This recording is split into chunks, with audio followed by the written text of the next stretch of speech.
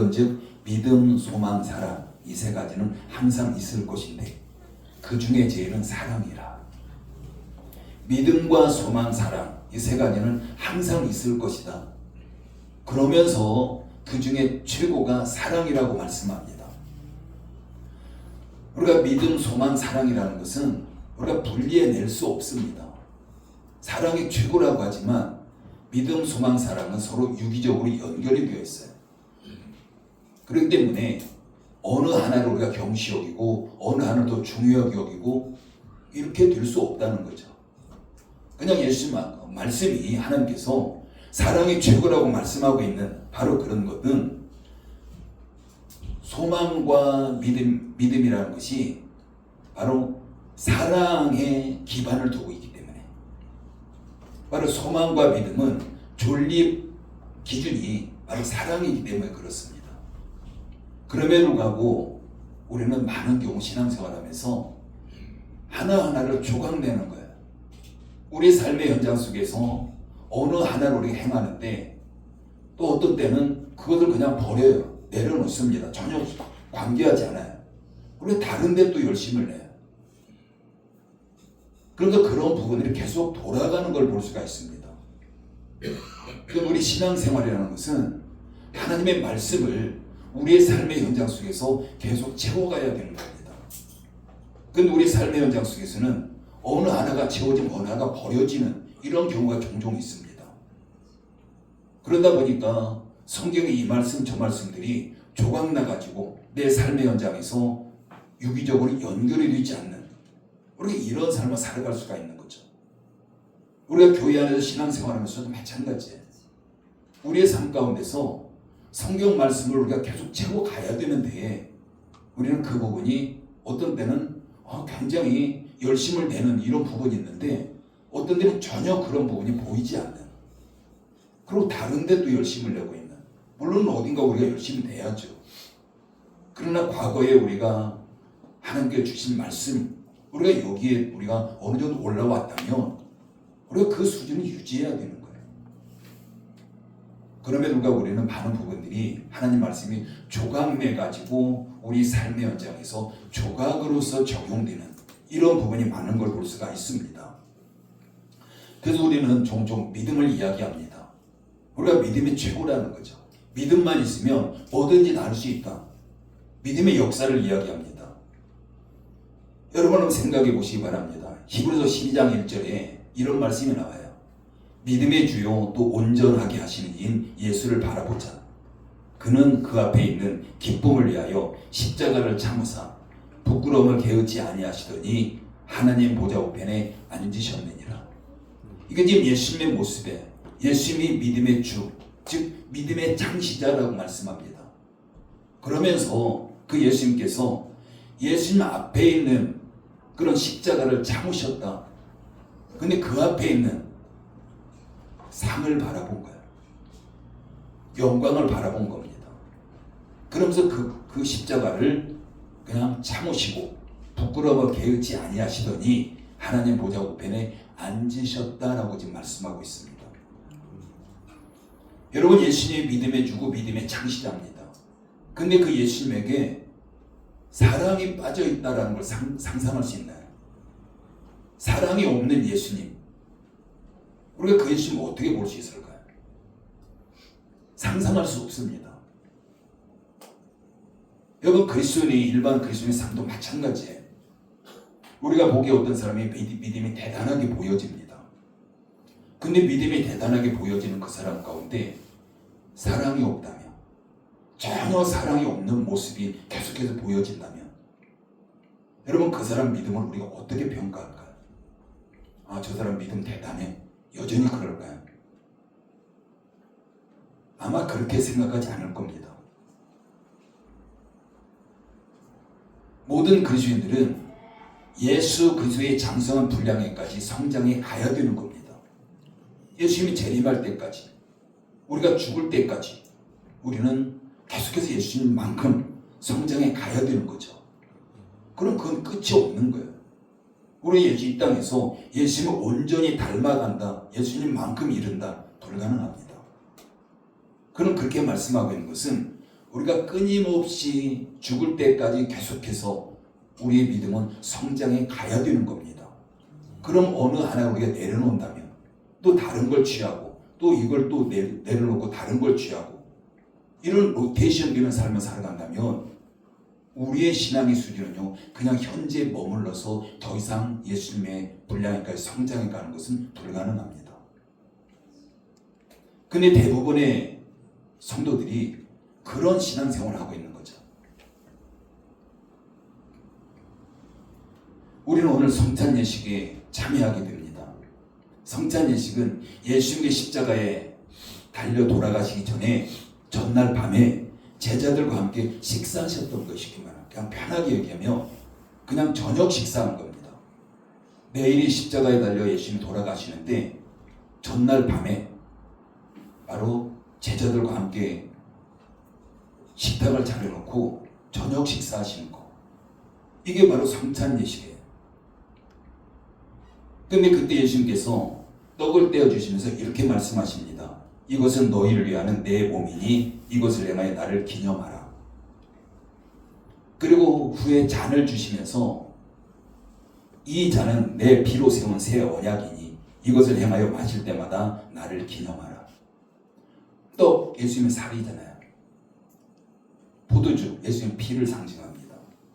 그러면서 쉽게 말하면 예수님의 살을 찢겨서 나눠주시고 예수님의 피를 흘려서 제자들에게 나눠주신 거예요. 그러면서 하시는 말씀이 너희는 나를 기념하라. 예수님의 십자가 사건이죠. 여러분 그럼 예수님을 기념하는 게 뭘까요? 우리가 국어사전을 보면 이렇게 설명하고 있습니다.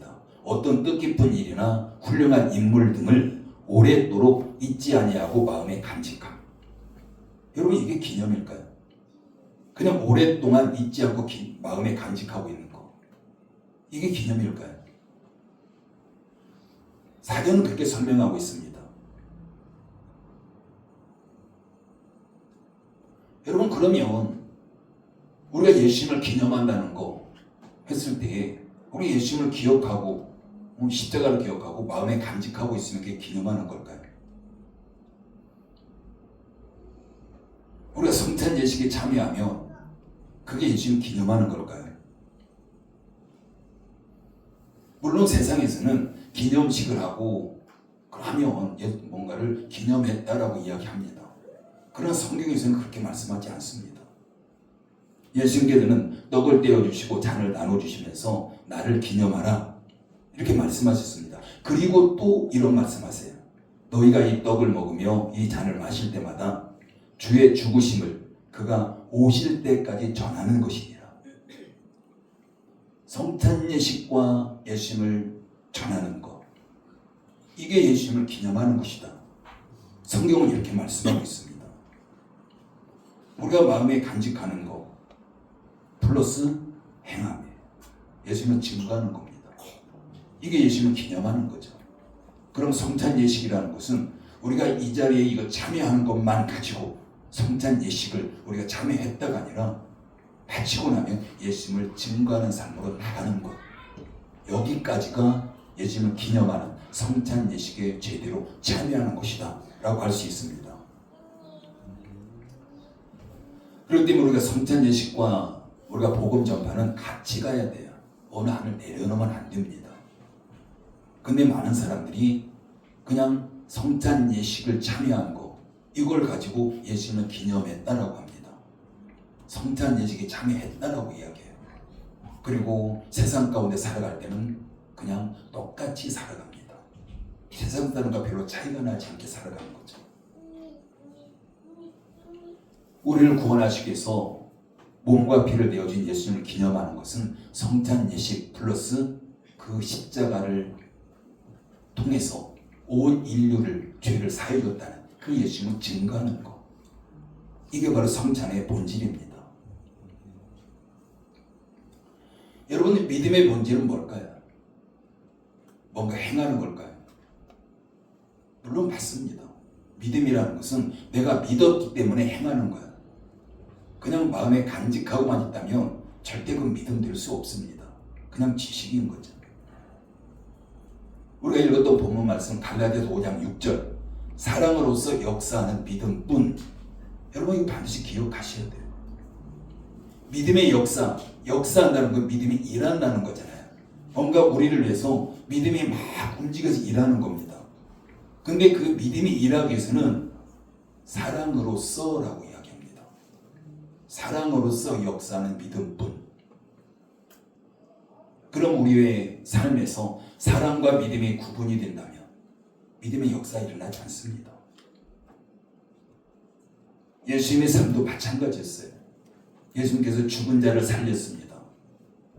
예수님이 그 사랑이 없었다면, 십자가를 질 만한 이 사랑이 없었다면, 그냥 하나님 아버지만 믿고 그냥 믿음으로 죽은 나사로 나오너라고 선포했다면 죽은 나사로 살아나지 않습니다. 우리의 삶의 현장도 마찬가지예요. 사랑으로 역사하는 믿음뿐. 당연히 우리의 믿음의 역사, 우리가 뭔가 바라는 것들이 우리 삶의 현장에서 이루어지기 위해서는 반드시 사랑이 함께 가야 되는 거죠. 그 사랑에 빠지면 안 됩니다. 근데 우리는 많은 경우가 그냥 믿음, 내가 믿으면 돼 라는 거예요. 믿고 가면 돼. 그러면서 동시에 우리는 사랑이 없어서 누군가를 미워하고 시기하고 질투하고 이게 동시에 일어나고 있다면 그 믿음의 역사가 일어나지 않는다는 소리예요.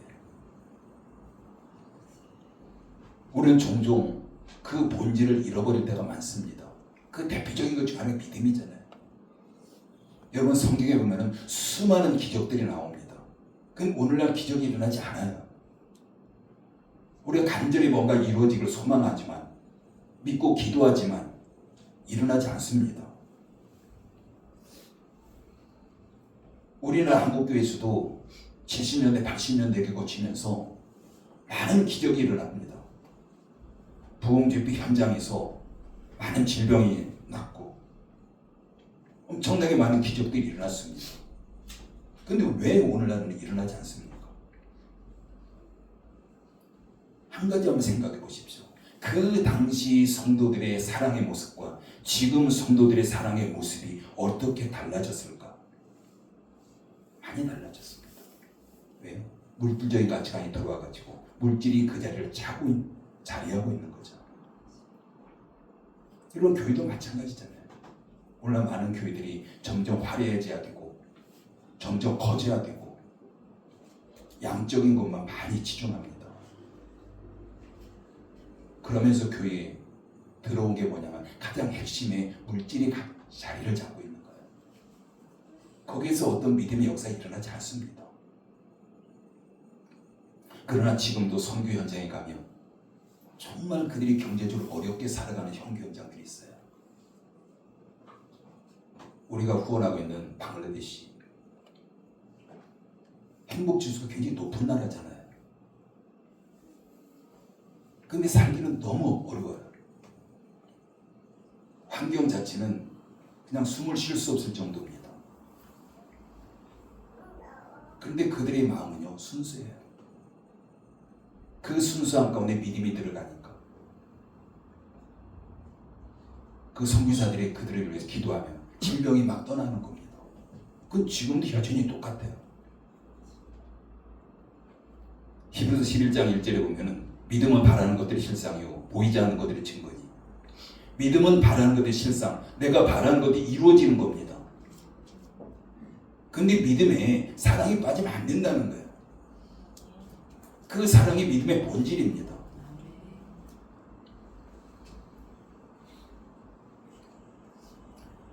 내가 바라는 것들이 믿음을 통해서 이루어지기 위해서는 반드시 우리가 사랑을 회복하셔야 돼요. 예수님의 십자가 사랑입니다. 여러분 우리가 누군가를 미워하거나 시기하거나 질투한다면 그건 사랑이 아니잖아요.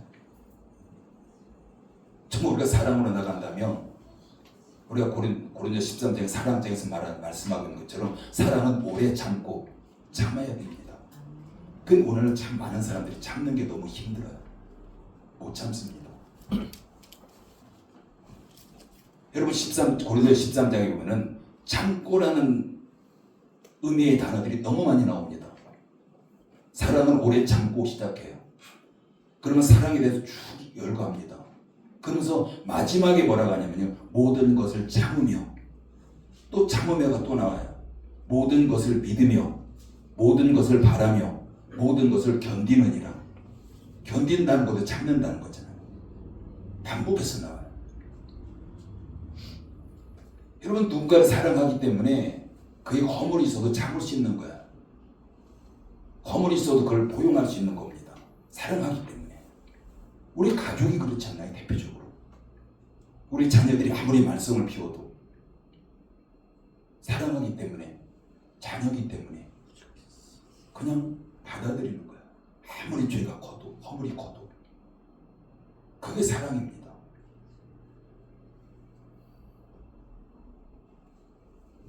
그런 그리스도인의 삶 가운데서 사랑이란 너무 중요합니다. 우리 신앙생활에서 너무 중요한 게 사랑이에요. 믿음보다 훨씬 더 중요한 겁니다. 요한일서 4장 16절에 하나님은 사랑이시다. 하나님이 사랑이시라고 합니다. 그러면 우리에게 사랑이 없다면 하나님이 없는 거예요. 내가 누군가를 미워하고 시기하고 질투하고 있다면 내 안에 하나님이 계시지 않는 겁니다.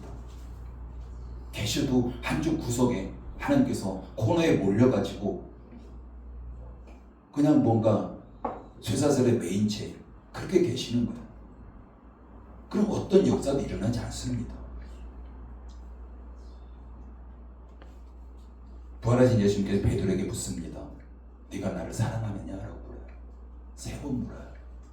베드로가 똑같은 대답하죠. 주께서 아시지 않습니까? 사랑하는 거 아시지 않습니까? 어떻게 알아요? 마음이에요. 베드로 마음 알겠죠? 예수님께서. 베드로 마음속으로 예수님 막 사랑하는 거 압니다. 그런데 계속 물으세요. 그런데 예수님께서 마지막에 뭐라고 하시냐면요. 그러면 내 양을 먹이라. 그러면 내 양을 먹이라. 네가 나를 사랑해? 확인했습니다. 묻고. 네가 나를 사랑한다면 내 양을 먹이라고 말씀하세요. 여러분, 사랑은요 의무가 생기는 거예요. 사랑한다면 뭔가 상대방이 요구하는 게 생겨요. 예수님 그러셨잖아요. 베드로에게 네가 나를 사랑하면 내 양을 먹이라. 그래서 사랑이라는 것은 의무입니다. 잘 생각해 보세요. 사랑은 의무예요. 우리가 사랑하면 의무가 생겨요. 그리고 믿음이라는 것은 권리입니다. 권리 증서예요. 믿음은 모든 것을 마음껏 누릴 수 있는 권리예요. 근데 사랑은 의무입니다. 여러분, 어떤 공동체가 있습니다. 여러분, 어떤 공동체 가운데 정말 사랑해요. 그 안에 멤버가 됐습니다. 멤버가 됐으면 당연히 의무가 따라와요. 요구가 따라옵니다. 그럼 그 의무를 충실히 한 사람은 어떻게 됩니까? 그 공동체 안에서 누릴 수 있는 것은 마음껏 누릴 수가 있는 거예요. 근데 그 의무를 다하지 않으면 그 의무가 그 누릴 수 있는 권리가 제약이 된다는 겁니다. 제한이 돼요. 안 돼라는 거예요.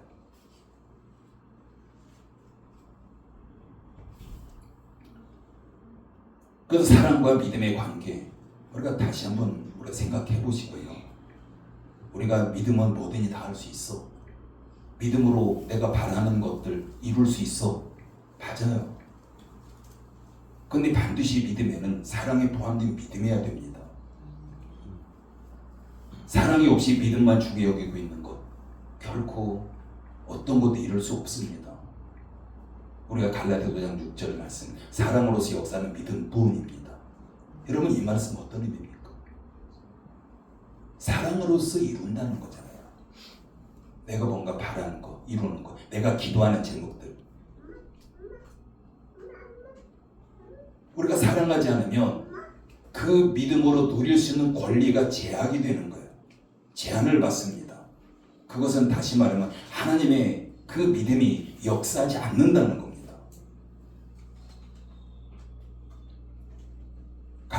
로마서 5장 5절에 보면 또 이런 말씀하셨어요. 하나님께서 하나님의 사랑이 우리 마음에 부음바 됨이니, 하나님의 사랑이 우리가 예수를 영접하면서 예수의 십자가 사랑이 우리 마음에 부어졌다라고 말씀합니다. 우리가 사랑이 없어서 못하는 게 아닌 거예요. 이미 사랑이 있습니다. 충분하게 부어져 있습니다. 우리가 오늘 참여하는 성찬 예식은 하나님께 우리에게 부어주신 그 사랑을 지금 보여주시는 겁니다. 예수님께서 무슨 죄를 지셨습니까? 죄 안 졌잖아요. 아무런 죄가 없습니다. 그런데 우리가 진 죄를 예수님이 대신 우리가 전가시킨 거예요. 뒤집어 씌운 겁니다. 쉽게 말하면. 예수님께 누명을 쓴 거예요. 근데 예수님 한마디도 하지 않으세요. 그 매를 맞고 십자가를 앞에 둔 그 상황에서 입을 딱 닫으세요. 나 아무 죄 안 졌는데 억울하다 이런 말 하시지 않아요. 그냥 그 상태로 묵묵히 십자가 지고 걸어갑니다. 그게 예수님이에요. 우리를 사랑하시기 때문에.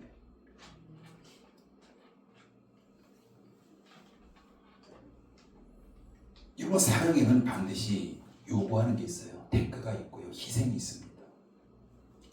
내가 손해보는 거예요. 여러분 믿음의 역사를 이루기 위해서 여러분의 삶의 현장에서 좀 손해보십시오. 엄청난 손해보는 건 아니잖아요.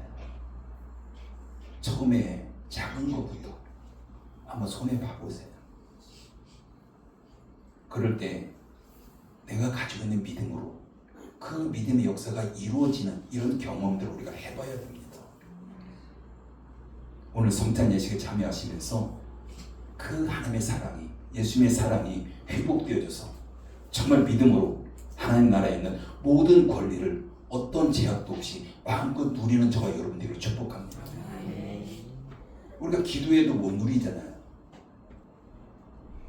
그럼 하나님이 뭔가 잘못됐거나 내가 잘못됐거나 둘 중에 하나입니다. 근데 우리 중에 하나님 잘못됐습니다라고 할 사람 아무도 없잖아요. 그럼 나를 바라봐야 돼. 정말 내가 하나님께서 나에게 부어주신 그 사랑으로 내가 살아가고 있는가? 사랑 플러스 믿음. 그럼 우리 삶의 현장 속에서 놀라운 하나님 나라의 그런 권리들을 우리가 기도를 통해서 마음껏 누리는 저와 여러분들일 줄 믿습니다. 기도합니다. 아버지 하나님 은혜를 감사를 드립니다. 하나님의 사랑이 우리 마음까지 부음바 되었다고 말씀합니다. 그 사랑이 최고라고 말씀하십니다. 그럼에도 불구하고 우리는 그 사랑을 내려놓은 채 우리가 믿음이면 뭐든지 할 수 있다라고 하면서 우리가 기도하면서 하나님 앞에 나가고 뭔가를 이루어지기를 원했습니다. 그러나 지금까지 우리가 기도하면서 믿음으로 걸어갔던 그 길에 다시금 사랑이 회복되어져서 믿음과 사랑으로 하나님 나라의 모든 권리들을 우리가 다 누리는 열무교의 모든 성도들 되게 부족함이 없도록 역사에 주시옵소서. 예수님의 이름으로 기도드립니다.